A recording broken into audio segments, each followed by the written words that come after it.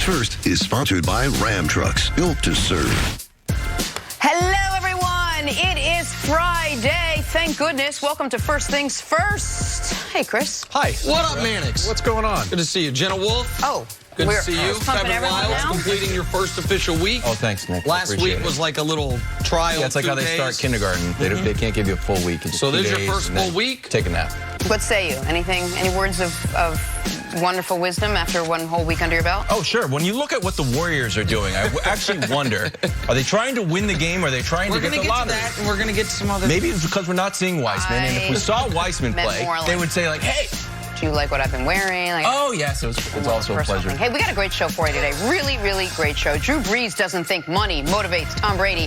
He doesn't make money moves. The Clippers expose I like that. I love that. Oh, I love that. Hey, we're working it I love that. That was great. We got to start with tonight's Star Showdown. Nick did not like it, though. He didn't. He was just shocked. It is, if nothing else. It is a little must-watch basketball tonight. Bucks versus Lakers. Giannis versus LeBron. NBA Finals preview, perhaps. A great night from Giannis. Should lock up a second straight MVP, but LeBron isn't worried about regular season awards. Take a listen to this. Never motivated me. Regular season MVP has never motivated me. To be the best to ever play the game has motivated me and has resulted in me being able to be league MVP a couple times. But I've never gone into the season saying, okay, league MVP is what I want to be. I've gone into the season saying, okay, I want to be the MVP of this team.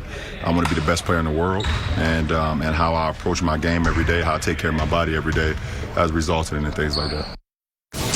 Nick, you obviously agree with what LeBron said, right? You agree by that? No, so I listened to this carefully, and I can't say LeBron was very careful with his words there. So I can't say he's lying because he said MVP has never motivated me. And that might be true, that it's never been his motivation, but he's absolutely cared about it. It has absolutely more than rankled him that he only has 4 when he clearly should have 6, and you could argue 7. The one everyone agrees is the Derrick Rose one in 2011. That looks ridiculous in hindsight. And I think the first Steph Curry MVP bothers him greatly and bothered him greatly at the time. And you got to see it the following year when Steph obviously was the MVP when they won 73 games. That little block and shoulder shrug he did in Game 6 of the finals after he had stuffed Steph in the exact same place on the court for the second time, kind of reminding him, I'm still the best player alive. No one ever should have doubted that I'm the best player alive. This was the most kind of aggressive trash talking I've remembered seeing from LeBron on the court during a game. So I don't think Mannix that I believe him. He doesn't go into a season, my number one goal is to win league MVP. But at the end of most seasons, I think he thinks I was the damn league MVP and gets bothered by the fact that he doesn't have more of those. I think he feels like he should have a finals MVP that he doesn't from 2015. And I know he feels like he should have a defensive player of the year that he doesn't in 2013. So those things, he does care about those things. Maybe it's not his prime motivation. Yeah, I think he's motivated by it. And look, he went into this season effectively motivated by Twitter trolls and pundits. Like he was out there using... You were one of the pundits. Not that much. King. You came up with it. I did. Came up with yes, it was. I trademarked it. I don't know why he's still using it.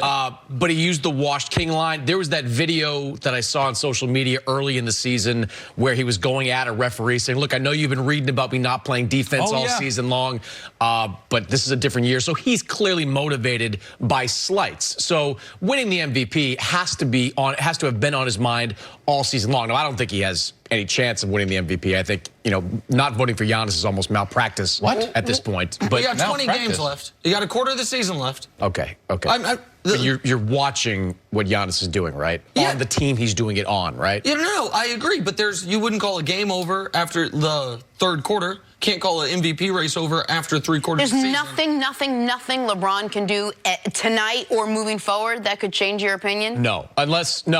Even if Giannis falls off and LeBron takes off? There's got to be something. If Giannis falls off a cliff and has the worst 20-game stretch of his career and the Bucks lose like 18 of them, so you're saying there's a chance? There's a chance, but he's the guy. What if for you, Nick, if LeBron started playing like Tatum-esque, Oh, Christ. Like a superstar. Yeah. Like Tatum-esque. Oh, my God. Do you think, and Giannis played the same he's been playing? If Giannis maintains his level, LeBron has no shot. No shot. Not even if he played Tatum. If Giannis maintains where he's at, then he's got no... LeBron legitimately could average 35 points, 10 assists the rest of the way and still not win it. But the reason I won't call it over is just there's too much of the season left. And so with a quarter of the season left, things could happen. Right? The analogy I used yesterday is if it's a basketball game, the Bucks are up, Giannis is up 13 going into the fourth. Sounds like you have them up 35 going into the fourth. So that one would be over with a quarter. I think, but if LeBron's going to have any chance at getting his 5th league MVP, tying Jordan, tying Russell, only behind Kareem Abdul-Jabbar, not only does he have to play great tonight, Giannis has to struggle tonight, and the Lakers have to win, and he has to follow it up on Sunday beating the Clippers, and then you can kind of shift the narrative. Can I dig into the Giannis has to struggle? Yeah. Are you saying that Giannis should have a bad game, or what if the Lakers stopped Giannis? You know what I mean? Not that it's like, oh, Giannis is just missing shots versus the Lakers are doing a great job stopping Giannis. Yeah, well, because Giannis doesn't take a lot of shots, I think if he has a bad game, it means he got stopped. It means they found a way to stop him at the rim. It's not like James Harden, who I know we're going to talk about shortly, who some nights just can't make a shot. If Giannis doesn't have a great game, it almost always means it's because Bam Adebayo played out of his mind and slowed him down. It's because Anthony Davis would be stopping him at the rim tonight. That's the only way Giannis has a bad game. He doesn't self-inflict bad games because nearly everything he does is at the rim. And look, this you can make, with or without the MVP, you can make the argument that this is one of LeBron's finest seasons this year. When you factor everything in, the age, the injury at the end of last season, coming to back to a team that had 8 new players on the roster and stitching it together in the way that he did. I was out in L.A. for about a week kind of writing a little bit about this, and you know, just digging into kind of LeBron's leadership with this group, how he kind of organizes trips on the road, how he helps this team bond and kind of supercharge the chemistry with this group. All those things factor in to make this an incredible season overall for LeBron. Even if he doesn't win the MVP, he's just done some remarkable things this year. All right, we got to take a little pause. I pulled an absolute all-nighter last night. Not since college have I done that. All in an effort to bring you the best of the night. Starting with best return of the night. After missing 58 games, Steph Curry returned to the Warriors lineup, dropped 23, 7, and 7, guys. So, Liz, it was great to see Steph back. I'm not quite sure the reason for the minutes restriction. Had they pulled... What did he give you, 27 last night? 27 minutes? Yeah, 27 minutes. Hold him out in the fourth. Yeah, I mean, maybe they can pull off a nice home win against the defending champs if they don't... What? That's ridiculous? No, I don't know. Are they trying to win? Mannix, are they trying to win games here? Yeah. I don't think they care because the new lottery rules have changed everything when it comes to tanking. All right, on to the poster of the night. Kawhi showcasing the handles and then dunking all over Robert Covington. This was Kawhi's biggest highlight of the night. In real time, I couldn't believe he made it. I thought he clearly got fouled. I thought he was going to go to line for 2, and it's an and 1.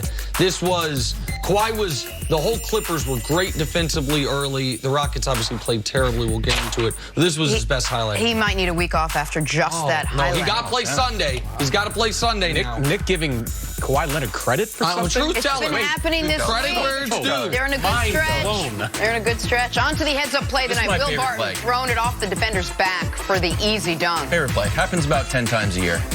And by the way, it's 96-94. There's a couple minutes left in a game the Nuggets ended up winning on a last-second jump shot by Jamal Murray. It was a critical play. They needed it. Look at the time score situation there. That's a ballsy play in that spot of the game. Why? It's not that difficult. Because if it goes wrong, it doesn't go wrong.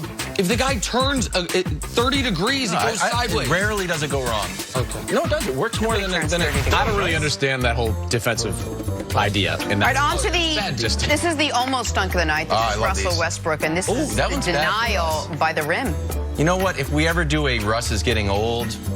Is that the highlight you're going to show? This will be the first one they show. I'm sorry. You know what, Mannix? This is the life and the metaphor for Jason Tatum's quest to be a true superstar. Oh, it looks like he's going to do it. He's so close. This close. At 22 years old, let's close the book on Jason Tatum. Oh, no. It's just never going to be a true superstar. Here we go. On to the best Jaylen Brown, choreographed whoever. family of the night, the Jameses. LeBron and the family just crushing it on TikTok. Look at the little one. Ready? 1, 2, 3. Ow! That's my favorite part. So good. I feel like LeBron's got like a GoPro set up in this exact spot. 'Cause it's like They all the come third in. TikTok I've Yeah. seen from him or his family members in that spot. Now, Give him this credit. is where, see, LeBron, learn from your kids and your wife on social media. They're great at social media. LeBron, not great at social media. Why? He's good at social media. No, false. He needs the family around. He needs the younger generation.